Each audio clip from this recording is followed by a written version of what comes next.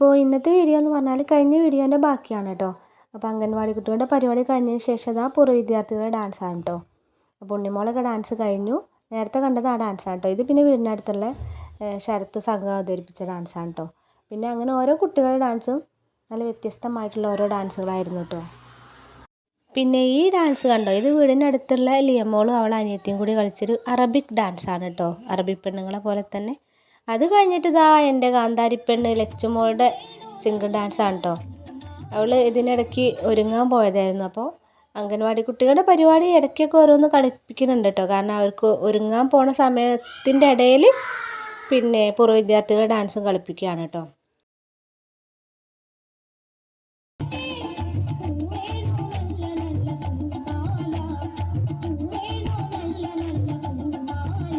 ലച്ചുമോള് പൂമാലപ്പാട്ട് കഴിഞ്ഞ ശേഷം ഇതാ വീടിനടുത്തുള്ള കുഞ്ഞാപ്പാക്കയും സംഘം അവതരിപ്പിച്ച ഒരു മിക്സ് ഡാൻസാണ് കേട്ടോ.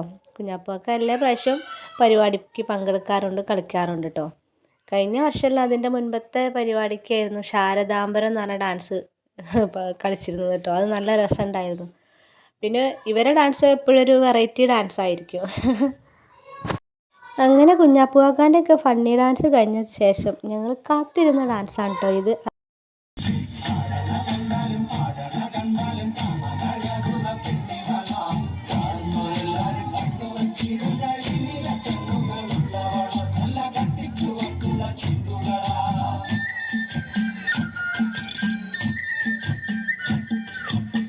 ഈ ഡാൻസ് ആരതാന്ന് വെച്ചാൽ എൻ്റെ അനിയത്തിയും അനിയത്തിൻ്റെ ഏട്ടൻ്റെ ഭാര്യയും പിന്നെ അടുത്തുള്ള ചേച്ചിമാരും പിന്നെ അനിയത്തിൻ്റെ മക്കളും എല്ലാവരും കൂടി ചേർന്ന് പഠിച്ച ഡാൻസാണ് കേട്ടോ.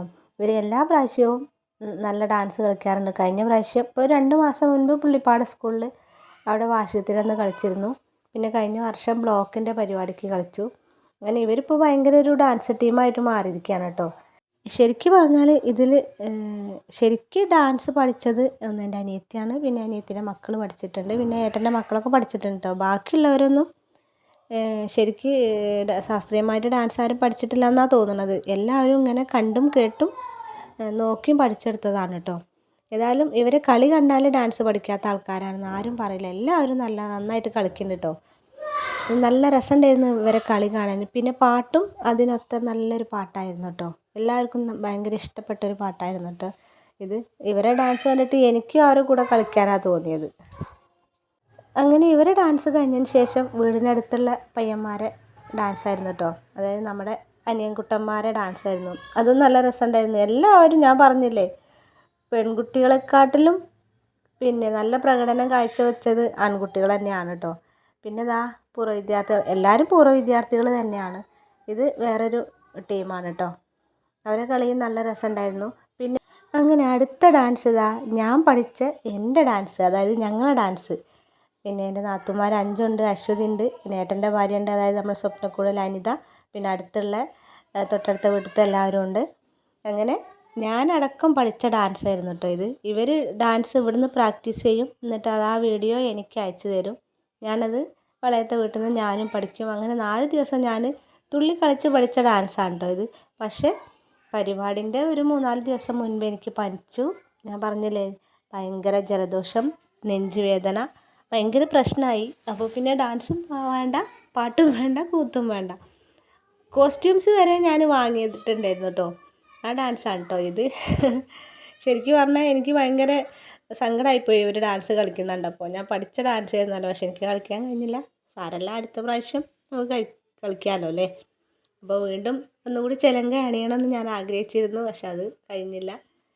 സാരമില്ല, വർഷങ്ങളൊക്കെ ഇനിയും കാത്തിരിക്കുന്നുണ്ടല്ലോ അല്ലേ, നമുക്ക് കളിക്കാമല്ലോ അല്ലേ. അപ്പോൾ ഇവരെ ഈ ഡാൻസും മിക്സ് ഡാൻസ് തന്നെയാണ് കേട്ടോ. 2-3-4 പാട്ട് മിക്സ് ആയിട്ടുള്ള. ഏതായാലും നല്ല രസമുണ്ടായിരുന്നു ഇതിൽ.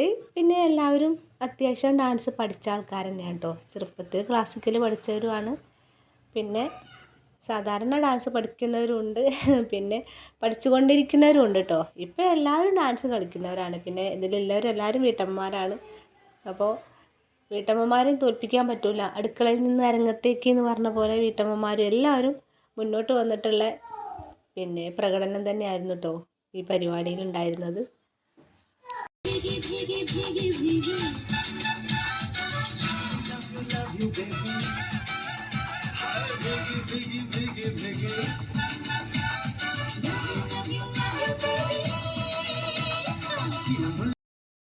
പിന്നെ ഇവരെ ഡാൻസ് കഴിഞ്ഞപ്പോൾ പിന്നെയും ഒരുപാട് ഡാൻസുകൾ ഉണ്ടായിരുന്നു കേട്ടോ.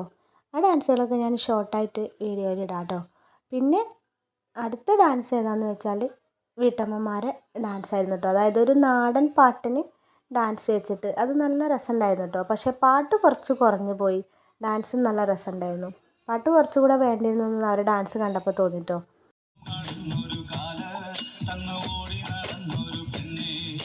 അത് കഴിഞ്ഞതിന് ശേഷം വീടിനടുത്തുള്ള, അതായത് എൻ്റെ അച്ഛൻ്റെ പ്രായത്തിലുള്ളവരും ഏട്ടന്മാരുടെ പ്രായത്തിലുള്ളവരും എല്ലാവരും കൂടിയിട്ടുള്ള കോൽക്കളിയായിരുന്നു കേട്ടോ.